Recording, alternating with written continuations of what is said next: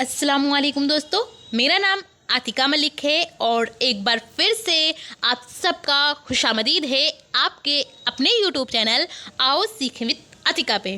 तो दोस्तों, आज की इस वीडियो में हम बात करने वाले हैं क्लास 12 उर्दू की, और ये हिस्सा गज़ल का 5वां चैप्टर है जिसको चकबस्त ने लिखा, जिनका पूरा नाम पंडित ब्रिज नारायण चकबस्त है। तो इनके हम 3 गज़लों को पढ़ने वाले हैं, जैसा कि आपके सिलेबस जो यूपी बोर्ड उर्दू का सिलेबस है उसमें बताया भी गया है कि जितने भी शोरा कराम हैं उन सब के 3 गज़लों को आपको पढ़ना है।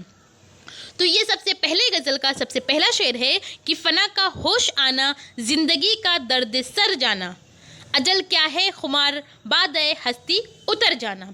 तो इसकी तशरीह हम कैसे करें, और इसके अलावा जितने भी अशआर हैं जिसको पंडित ब्रिज नारायण चकबस्त ने लिखा, तो उन सब की तशरीह हम करने वाले हैं। इतना ही नहीं बल्कि ये भी जानेंगे कि मिसरा, शेर, रदीफ, काफिया, मुतला, मुक्ता ये सब किसे कहते हैं, बिल्कुल आसान लफ्ज़ों में हम डिस्कस करने वाले हैं। तो अगर आप इसकी PDF लेना चाहते हैं तो आप मेरे टेलीग्राम चैनल से भी जुड़ सकते हैं, जिसका नाम आओ सीखे विद AK है, और इसका लिंक आपको डिस्क्रिप्शन में भी मिल जाएगा। तो आप वहां से डायरेक्ट ज्वाइन कर इस PDF को बिल्कुल फ्री ले सकते हैं। आई होप आपको ये चीज़ें पसंद आए और आपके लिए ये वीडियो यूज़फुल हो। अगर पसंद आए तो आप इसे लाइक करिए, और अगर चैनल पर पहली बार आए हैं तो चैनल को सब्सक्राइब कर बेल आइकन को ज़रूर प्रेस कर लें। और जो भी दोस्त आपके इंटर में हैं और उन्होंने ऑप्शनल सब्जेक्ट अगर उर्दू लिया हुआ है तो उन तक इसको शेयर कीजिए। तो चलिए शुरू करते हैं। ब्रिज नारायण चकबस्त, तो मैंने इनकी फ़ोटो भी इसी में ऐड कर दी ताकि आपको पता चले कि जो पंडित ब्रिज नारायण चकबस्त थे वो दिखते कैसे थे। इनके सबसे पहले गज़ल का सबसे पहला शेर है कि फना का होश आना, जिंदगी का दर्द सर जाना, अजल क्या है खुमारे बाद हस्ती उतर जाना। तो यहाँ पर हम सबसे पहले मिसरा समझते हैं कि मिसरा किसे कहते हैं। तो अगर आप बिल्कुल आसान लफ्ज़ों में समझें तो मिसरा किसी भी एक लाइन को कहते हैं, चाहे वो ऊपर की हो चाहे वो नीचे की हो। किसी भी एक लाइन को क्या होता है जिसमें शायर ने कोई बातें बयान की हो तो वो हमारा मिसरा कहलाता है। और जब 2 मिसरे आपस में मिलते हैं तब जाके वो हमारा शेर बनता है। क्या बनता है? शेर बनता है। अब यहाँ पर ये भी समझते हैं कि गज़ल कैसे बनता है। तो गज़ल के लिए कम से कम 5 अशआर होना चाहिए। कितने? 5 अशआर। ये शेर की जमा होता है अशआर, तो 5 अशआर होगा। ये कम से कम की बात हो रही है, लेकिन ज़्यादा की बात करें तो ज़्यादा की कोई कैद नहीं, यानी ज़्यादा कितने भी हो सकते हैं, इसका कोई लिमिट नहीं है। और अगर 5 से कम होंगे तो वो हमारा गज़ल नहीं कहलाएगा। गज़ल के लिए कम से कम 5 अशआर होना चाहिए। तो यहाँ पर ये भी समझते हैं कि रदीफ क्या होता है। जैसा कि आप इस शेर में देख पा रहे होंगे, लास्ट में आखिर में ये बार बार आया है जाना, और यहाँ फिर से आया है जाना। तो इस जाना और जाना को क्या कहेंगे? रदीफ कहेंगे, क्योंकि ये अल्फाज एक जैसे लिखे गए हैं, एक जैसे बोले जा रहे हैं, और ये शेर के लास्ट में बार बार आए हैं, ऊपर नीचे दोनों लाइन में आए हैं, तो इसको रदीफ कहते हैं। और रदीफ से पहले आता है काफिया, जैसे कि ये सर और उतर, तो सर और उतर हमारा काफिया कहलाएगा, क्योंकि ये हम आवाज़ होती हैं, यानी आवाज़ें मिलती जुलती होते हैं, अल्फाज अलग होते हैं, तो इसको काफिया कहते हैं। और जिस शेर में रदीफ और काफिया दोनों पाए जाते हैं और वो गज़ल का पहला शेर भी होता है, तो इस शेर को यानी इस पहले शेर को हम मुतला कहते हैं। तो ऐसा भी कहा जाता है कि गज़ल का सबसे पहला शेर जो है इसको मुतला कहते हैं। लेकिन अगर यहाँ रदीफ या काफिया दोनों में से कोई एक चीज़ ना हो या दोनों ना हो तो और वो गज़ल का पहला शेर हो, फिर भी उस शेर को हम मुतला नहीं कहेंगे, क्योंकि मुतला के लिए लाजमी है रदीफ और काफिया का होना। इसके बाद अब हम बात करते हैं कि इसकी तशरीह हमें कैसे करनी है। तो तशरीह में आप लिखिए कि चकबस्त कहते हैं कि जब इंसान पर फना होने की कैफियत तारी हो जाती है। फना कहते हैं मरना, मौत का आना। तो जब उसके ऊपर मौत आती है तो उस पर से ज़िंदगी की कल्फतों का खुमार उतर जाता है और वो आने वाली नई ज़िंदगी के आगाज़ के लिए हमातन हो जाता है। इसके बाद अगला शेर है कि अजीज़ाने वतन को गुंचा व बर्ग व समर जाना, खुदा को बागबां और कौम को हमने शजर जाना। ये जो गुंचा है, गुंचा कहते हैं कली को, गुंचा किसे कहते हैं? कली को। और ये जो बर्ग आया है, बर्ग कहते हैं पत्ता को। किसको कहते हैं? पत्ता को। और यहाँ पर आया है शजर, शजर कहते हैं पेड़ को। तो अब हम इसकी तशरीह करते हैं। तो तशरीह में आप लिखिए कि चकबस्त कहते हैं कि इस वतन को, इस वतन के रहने वाले कलियां, पत्ते और फल, ये समर जो आया है, इस समर को फल कहते हैं, के मानिंद हैं, जिसका बागबां अल्लाह रब्बुल इज़्ज़त है। शायर के नज़दीक इस वतन के रहने वाले लोग इंसानियत के नाते भाई भाई हैं, जिनका रब खुदाए बरतर है। इसके बाद अगला शेर है कि अजल की नींद में भी ख्वाब हस्ती गर नजर आया, तो फिर बेकार है तंग आके इस दुनिया से मर जाना। तो यहाँ पर आप देख पा रहे होंगे कि यहाँ लास्ट में मर जाना, यहाँ पर जाना आया है, पर ये ऊपर की लाइन जो है इसमें अल्फाज बदल गए हैं, क्योंकि सेम होता है वो गज़ल के पहले, जो पहला शेर होता है उसी में होता है। उसके अलावा जितने भी अशआर होते हैं उसके जो दूसरी लाइन होता है उसमें वो अल्फाज पाए जाते हैं, बट जो अगर आप पहले लाइन की बात करें, पहले मिसरे की बात करें, तो वहाँ पर अल्फाज बदल जाते हैं। तो इस को हम क्या कहेंगे? यहाँ पर आप देख पा रहे होंगे, हाँ, यहाँ पर है जाना, जाना, यानी कि ये क्या हुआ? रदीफ। और इससे पहले क्या है? समर और शजर। तो इसको काफिया कहेंगे, लेकिन इस शेर को हम मुतला नहीं कहेंगे। यहाँ पर ये भी समझिए, क्योंकि आप कंफ्यूज ना हो जाएं कि कहीं ये भी मुतला तो नहीं कहलाएगा, क्योंकि मुतला के लिए गज़ल का पहला शेर होना ज़रूरी है। तो ये पहला शेर नहीं है, बल्कि यहाँ पर रदीफ और काफिया दोनों हैं, बट ये मुतला नहीं कहलाएगा। और यहाँ पर नहीं है, तो कहीं कहीं हो भी जाता है और कहीं नहीं भी होता है। तो अब आप इसकी तशरीह करिए और तशरीह में लिखिए कि चकबस्त कहते हैं कि जब इंसान को नज़ा के आलम में भी ज़िंदगी की कल्फतों का एहसास बाकी रहे, तो उससे बेहतर तो ये है कि उन सब चीज़ों को बलाए ताक रखकर खुदाए वाहिद को याद करे, ताकि उसकी मौत आसान हो जाए। खुदाए वाहिद यानी कि अल्लाह एक है, जो खुदा है वो एक है, उसी को याद करें और उसी की याद में सजदा करें, नमाज़ें पढ़ें और कुरान की तिलावत करें, यानी दुनिया को भूल जाएं, क्योंकि दुनिया तो फ़ना होने वाली है। क्योंकि जब हम खुदा को याद करेंगे, अच्छे अच्छे काम करेंगे, तो मौत जो है वो आसान हो जाएगी, और मौत तो आना लाजमी है, हर जानदार को फ़ना होना है। इसके बाद अगला शेर है कि चमन राज़े मोहब्बत में उसी ने बागबानी की, कि जिसने अपनी मेहनत ही को मेहनत का समर जाना। तो इसकी तशरीह आप करिए और तशरीह में लिखिए कि चकबस्त कहते हैं कि इस दुनिया में वही शख्स कामयाब व कामरान है जिसने मेहनत से किए गए काम को ही मेहनत का फल तस्वुर किया, यानी जिस कदर भी उसकी मेहनत को औज़ खुदा ने उसको दिया, उसी पर उसने सब्र व क़नाअत की। इसके बाद अगला शेर है कि वो सौदा ज़िंदगी का है कि गम इंसान सहता है, कि वो सौदा ज़िंदगी का है कि गम इंसान सहता है, नहीं तो है बहुत आसान इस जीने से मर जाना। इसकी तशरीह आप करिए और तशरीह में लिखिए कि चकबस्त कहते हैं कि अल्लाह ने ज़िंदगी की चाह को इंसान की फितरत में शामिल किया है, तभी तो वो बेशुमार कल्फतें उठाने के बाद भी जीने की ख्वाहिश रखता है, और अगर ऐसा ना होता तो हर कोई मरने की आसान राह ढूंढ लिया करता। इसके बाद अगला शेर है कि वो तबे यास परवर ने मुझे चश्मे हकीकत दी, कि शामे गम की तारीकी को भी नूरे सहर जाना। तो इसकी तशरीह आप करिए और तशरीह में लिखिए कि चकबस्त कहते हैं कि अल्लाह रब्बुल इज़्ज़त ने मुझे ऐसी बसारत दी है कि मैं जब भी मायूसियों से घिरा हुआ होता हूँ, उम्मीद का कोई ना कोई ज़रिया तलाश लेता हूँ। इसी तरह मायूसियों के बादल छट जाते हैं, जिसके बाद मुझे शाम की तारीकी भी नूरे सहर लगती है।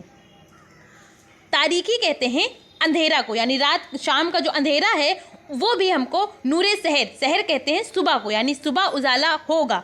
तो ऐसा लगता है कि जो शाम की तारीकी है, शाम का जो अंधेरा है वो एक दिन छट जाएगा, वो दूर हो जाएगा और फिर सारी चीज़ें बेहतर हो जाएंगी। और हाँ, एक चीज़ और याद रखिए कि जो पंडित बृजनारायण चकबस्त हैं, इनका तखल्लुस क्या है, यहाँ पर लिखते हैं। तखल्लुस जो है वो पंडित बृजनारायण चकबस्त का चकबस्त है। क्या है? चकबस्त है। लेकिन ये एक ऐसे वाहिद शायर हैं जिन्होंने अपने किसी भी शेर में अपने तखल्लुस का इस्तेमाल नहीं किया, यानी इनके किसी भी शेर में आप इनका ये जो छोटा नाम जिसे हम तखल्लुस कहते हैं चकबस्त, तो इसका इस्तेमाल कभी नहीं किया। लेकिन इनका तखल्लुस अगर पूछा जाए क्या है तो तखल्लुस चकबस्त ही है, बट इन्होंने इस्तेमाल नहीं किया। और ये शेर जो है ये गज़ल का आखिरी शेर है, लेकिन यहाँ पर इन्होंने चकबस्त का इस्तेमाल नहीं किया। यूँ तो इन्होंने अपने किसी भी शेर में नहीं किया, तो इस लिहाज से हम ये कहेंगे कि ये शेर हमारा मुक्ता नहीं कहलाएगा। क्योंकि अभी तक हम ये समझते थे, यही पढ़ते थे कि जो गज़ल होता है, गज़ल का आखिरी शेर मुक्ता कहलाता है। लेकिन मुक्ता के लिए जो शायर होते हैं उनका छोटा नाम जिसे तखल्लुस कहते हैं उसका इस्तेमाल करता है। लेकिन अगर तखल्लुस ना हो तो वो शेर अगर गज़ल का आखिरी शेर भी हो तब भी मुक्ता नहीं कहलाएगा, तो ये मुक्ता नहीं है। और अगर चकबस्त की बात करें तो इनके किसी भी शेर में आप मुक्ता नहीं पाएंगे, किसी भी गज़ल में इन्होंने चकबस्त जो तखल्लुस है उसका इस्तेमाल कभी नहीं किया। इसके बाद दूसरा गज़ल है जिसका सबसे पहला शेर है कि नहीं मंजूर जीना रोशना से चारा गर होकर, रहेगा पास गैरत पर्दाए ज़ख्म जिगर होकर। तो ये जो यहाँ पर आया है होकर और फिर आया है होकर, तो होकर होकर हमारा रदीफ कहलाएगा। क्या कहलाएगा? रदीफ कहलाएगा, क्योंकि ये एक जैसे अल्फाज हैं और बार बार आए हैं और ये आखिर में आते हैं। और रदीफ से पहले जो आता है यहाँ पर गर और आया है जिगर। गर जिगर हम आवाज़ है, यानी आवाज़ जो है वो मिलते जुलते हैं, तो इसको काफिया कहेंगे। क्या कहेंगे? काफिया कहेंगे। और जब गज़ल का सबसे पहला शेर हो और वहाँ पर रदीफ और काफिया दोनों पाए जाएं तो इस शेर को हम मुतला बोलेंगे। क्या बोलेंगे? मुतला कहेंगे। और ऐसा भी कहा जाता है कि गज़ल का पहला शेर मुतला कहलाता है। लेकिन आप ये भी याद रखिए कि अगर रदीफ और काफिया हुए तो ही कहलाएगा मुतला। अब इसकी तशरीह करते हैं और तशरीह में आप लिखिए कि चकबस्त कहते हैं कि हमें चारागर का एहसान लेकर जीना गवारा नहीं। चारागर कहते हैं इलाज करने वाला। चारागर किसे कहते हैं? तो ये चारागर जो है ये चारागर कहते हैं इलाज करने वाला। जैसे कि कोई डॉक्टर हुआ तो उसका एहसान लेकर जीना मुझे गवारा नहीं। कौन कहता है? चकबस्त कहते हैं। और हमारी गैरत व अहमियत खुदा के फजल से खुद ही ज़ख्म को अच्छा करने का सबब बन जाएगी, यानी वो खुद ब खुद अच्छी हो जाएगी अगर अल्लाह रब्बुल इज़्ज़त चाहेगा। तो हमें किसी डॉक्टर की ज़रूरत नहीं है, उसका एहसान नहीं चाहिए। इसके बाद अगला शेर है कि कफ्स की आड़ से महरूम हैं हम आशियाँ कैसा, पड़े हैं दौरे सहने बाग से बेबाल व पर होकर। तो होकर आया है, लेकिन होकर से पहले यहाँ पर अल्फाज बदल गए हैं, तो ये काफिया नहीं बल्कि रदीफ होता है, आखिर में नहीं कहलाएगा। और आखिर में यहाँ पर रदीफ नहीं है और ना ही काफिया है, और ये वैसे भी नहीं कहलाता क्योंकि गज़ल का पहला शेर होना लाजमी होता है मुतला के लिए, तो ये अलग हुआ। तो अब आप इसकी तशरीह करिए और तशरीह में लिखिए कि चकबस्त कहते हैं कि हमें आशियाँ के लुत्फ़ व राहत से क्या लेना। आशिया कहते हैं घोंसला को, ये जो आशियाँ हैं आशियाँ कहते हैं घोंसला को। तो हमें घोंसले के लुत्फ़ व राहत से क्या लेना, हम तो सहनबाग से दूर आसेरी की ज़िंदगी बसर कर रहे हैं। आसेरी के माने क्या होता है? तो आसेरी कहते हैं कैदी को। किसको कहते हैं? आसेरी कहते हैं कैदी को। और ये आशिया किसको कहते हैं? घोंसला को। सब लिख लीजिएगा या ऐसे ही याद रखिएगा। घोंसला, आशिया घोंसला हुआ, असेरी कैदी हुआ। इसके बाद दूसरा शेर है, अगला शेर है, दूसरा नहीं बल्कि ये तीसरा है शायद। तो अगला शेर है कि अदम से आए थे दुनिया में क्या मालूम था हमको, रहेगा साथ सौदा जिंदगी का दर्द सर होकर। तो ये जो अदम आया है, अदम के माने क्या होता है? तो अदम के माने होता है गैर हाजिरी। क्या होता है? गैर हाजिरी। ये अदम के माने होता है गैर हाजिरी। तो गैर हाजिरी से आए थे दुनिया में, तो हमें क्या मालूम था कि रहेगा साथ सौदा जिंदगी का दर्द सर होकर। तो अब आप इसकी तशरीह करिए और तशरीह में लिखिए कि चकबस्त कहते हैं कि जब हमें अदम से यानी कि गैर हाजिरी से इस दुनिया में भेजा गया तो इस बात का इल्म ना था कि हमारा वास्ता जिंदगी की कल्फतों से पड़ेगा, लेकिन अब एहसास होता है कि ये भी जिंदगी का एक हिस्सा है। इसके बाद अगला शेर है कि मुक़द्दर देखना शबनम का फूलों में हुई पैदा, क़याम आया फना का जलवा नूरे सहर होकर। तो ये जो शबनम लफ्ज़ आया है, शबनम के माने होता है ओस। जब आप सुबह सुबह उठते हैं तो देखते हैं कुछ बूंदें होती हैं घासों पर, फूलों पर, तो इसको ओस बोला जाता है। और ये ओस जो होता है, ये जब सूरज निकलता है तो सूरज की किरणें जब फैलती हैं तो ये गायब हो जाता है, हट जाता है। तो इसकी आप तशरीह करिए और तशरीह में लिखिए कि चकबस्त कहते हैं कि शबनम की तकदीर देखिए कि वो किस कदर नाजुक होती है, और फूलों जिसे खुदाए हयात बख्शता है, यानी फूल जो होते हैं उनको खुदा जो हयात कहते हैं ज़िंदगी, तो ज़िंदगी बख्शता है, मगर उसकी ज़िंदगी इंतहाई मुख्तसर होती है, यानी बहुत छोटी होती है। वो शाम बहुत सुबह गिरती है उस पर ओश, जिसे शबनम बोलते हैं, और फिर जब सूरज की किरणें जैसे ही फैलती हैं तो वो ख़त्म हो जाती हैं। तो इसकी ज़िंदगी बहुत ही मुख्तसर होती है, बहुत ही छोटी होती है। जिसे ही नूरे सहर यानी सूरज, ये सूरज गलत है क्योंकि ये स्वाद से नहीं बल्कि सीन से रहेगा, तो ये सूरज लिखा है, आप इसको सही कर लीजिएगा। तो सूरज जलवा नुमा होता है, तभी शबनम की फना का फैसला खुदा की तरफ से हो जाता है। इसके बाद अगला शेर है कि यही एक रास्ता बाकी था क्या औज मुरत्तब का, बने अहले नज़र तुम दुश्मन अहले हुनर होकर। तो इसकी आप तशरीह करिए और तशरीह में लिखिए कि चकबस्त कहते हैं कि अहल नज़र के लिए ये मुनासिब नहीं है कि वो अपने मर्तबा की बुलंदी के लिए घटिया तरीके इख्तियार करे। मुरातिब तो इंसान के बेहतर इखलाक और किरदार से ही बुलंद हो सकते हैं। इसके बाद अगला नहीं बल्कि तीसरा गज़ल आ गया, और ये जो था ये आखिरी शेर था। और यहाँ पर आपने फिर देखा होगा कि कहीं भी चकबस्त नहीं आया, इनके किसी भी शेर में इन्होंने अपने तखल्लुस का इस्तेमाल ही नहीं किया है। तो अगर पंडित बृजनारायण चकबस्त होंगे तो आप कहेंगे कि इस शेर में तो मुक्ता हो ही नहीं सकता, क्योंकि यहाँ ये कभी भी अपने तखल्लुस का इस्तेमाल नहीं करते, लेकिन तखल्लुस चकबस्त है।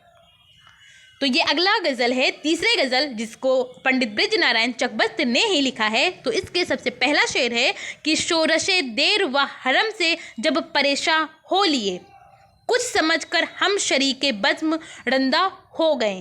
तो यहाँ पर हो गए हैं और यहाँ पर हो लिए हैं, तो हम क्या कहेंगे कि ये रदीफ़ नहीं कहलाएगा। क्यों नहीं कहलाएगा? क्योंकि यहाँ इस दोनों जो हैं अल्फाज अलग हैं, तो ये यहाँ पर रदीफ़ नहीं है। और रदीफ़ से जो पहले होता है परेशान और रंदा, तो एक जैसी आवाज़ें हैं। हाँ बिल्कुल, यहाँ पर काफ़िया है, तो काफ़िया है लेकिन रदीफ़ नहीं है। इस वजह से इस शेर को, ये गज़ल का पहला शेर तो है लेकिन यहाँ पर रदीफ़ नहीं है लेकिन काफ़िया है, तो इस शेर को हम बोलेंगे कि इस शेर को मुतला कहेंगे क्या? आप बताइए। बिल्कुल नहीं, मुतला इसको नहीं कहेंगे क्योंकि यहाँ पर रदीफ़ नहीं है। अब आप इसकी तशरीह करिए और तशरीह में लिखिए कि चकबस्त कहते हैं कि हमने जब मुआशरे में तबक़ाती कशमकश देखी और लोगों के झगड़ों से आजिज़ आ गए, यानी तंग आ गए, परेशान हो गए, तो हम उन लोगों की मजलिस में शामिल हो गए, यानी उन लोगों की महफिल में शामिल हो गए जिनके यहाँ मज़हब व मिल्लत की कोई तफरीक नहीं होती। तफरीक कहते हैं फूट डालना, जो आपस में झगड़े लड़ाई करते हैं, फूट डालते हैं, तो वो नहीं होती है, तो वहाँ ये शामिल हो गए। कौन? चकबस्त। इसके बाद अगला शेर है कि दर्द उल्फत ज़िंदगी के वास्ते अक्सीर है, खाक के पुतले इसी जौहर से इंसा हो गए। तो ये जो अल्फाज है अक्सीर, इसको क्या कहते हैं? तो अक्सीर के माने क्या होता है पहले ये समझते हैं। अक्सीर कहते हैं लाजमी, क्या? लाजमी असर करने वाली दवा, ये क्या कहलाती है? अक्सीर कहलाती है। लेकिन अभी हमने आपको बताया था असीरी, क्या बताया था? असीरी, सिर्फ काफ नहीं था और पूरा ऐसे ही अल्फाज थे।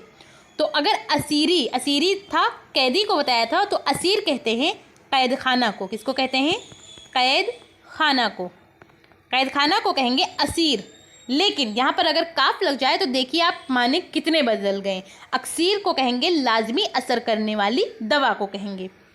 तो अब आप इसकी तशरीह करिए और तशरीह में लिखिए कि चकबस्त कहते हैं कि इंसान की ज़िंदगी के लिए इंसानियत व मोहब्बत अक्सीर है, यानी बिल्कुल लाजमी दवा, असर करने वाली दवा है। इसी मोहब्बत के जौहर से खुदाए पाक ने खाक के एक पुतले को इंसान बनाया।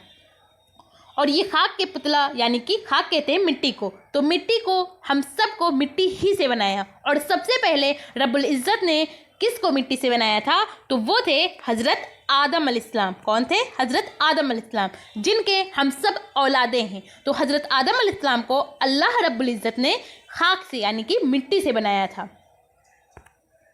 इसके बाद अगला शेर है कि रह गई बाजार महशर में गुनाहगारों की साख, रहमत बारी के सक्के दाग असिया हो गए। दाग असिया क्या होता है? तो दाग असिया कहते हैं गुनाहों के धब्बे को। क्या होता है? गुनाहों के धब्बे, ये क्या कहलाता है? दाग असिया। तो अब आप इसकी तशरीह करिए और तशरीह में लिखिए कि चकबस्त कहते हैं कि हश्र के मैदान में रहमत बारी ताला इस कद्र जोश में होगी कि मोमिन के गुनाहों के दाग धुल जाएंगे और उनको बख्श दिया जाएगा, यानी उनको जन्नतुल फिरदौस में या जन्नत में भेज दिया जाएगा। जो मोमिन होंगे उनके सारे दाग धुल जाएंगे। और जिसको अगर कोई गुनहगार भी है तब भी अगर वो तौबा कर ले, क्योंकि अल्लाह पाक को तौबा बहुत पसंद है, तो अगर कोई तौबा कर लेता है और तो अल्लाह रब्बुल इज़्ज़त जिसको चाहे उसको बख्श दे अपने रहमो करम से। इसके बाद अगला शेर है कि अपने दीवानों से मिलने को चली आई बहार, सब्ज़ा व गुल सहने जिंदा में नुमा हो गए।